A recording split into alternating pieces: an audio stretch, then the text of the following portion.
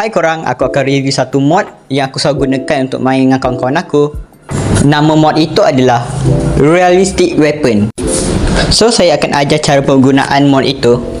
Jadi dari membuang masa, mari kita lebih membuangnya. Yang pertama, di dalam mod ini, dia memberikan kita banyak pilihan senjata api.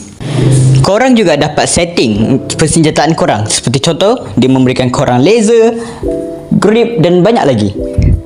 Cara pemasangan pula, korang kena memegang senjata api itu, senjata pilihan korang. Setelah itu, ambil contohnya aku nak ambil laser ni. Korang kena letak di tangan kiri korang sambil memegang senjata tu. Jadi, senjata tu akan automatik ke senjata korang.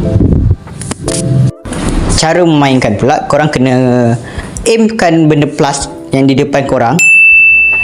Boleh lebih bagus ni gunakan skop korang. Cara penggunaan skop pula, korang kena merangkak. Jadi korang kena ingat, korang tak boleh lari sambil menembak. Kenapa? Sebab nanti dia punya tanda plusnya hilang. Kalau korang nampak tu. Lepas tu, baru korang boleh aim musuh korang dan hit musuh korang. Dan juga, cara penggunaan dia juga, cara menggunakan senjata api juga, korang kena tekan lama. Korang kena hold untuk dia tembak. Okey, itu sahajalah untuk video ni. Terima kasih sudah menonton.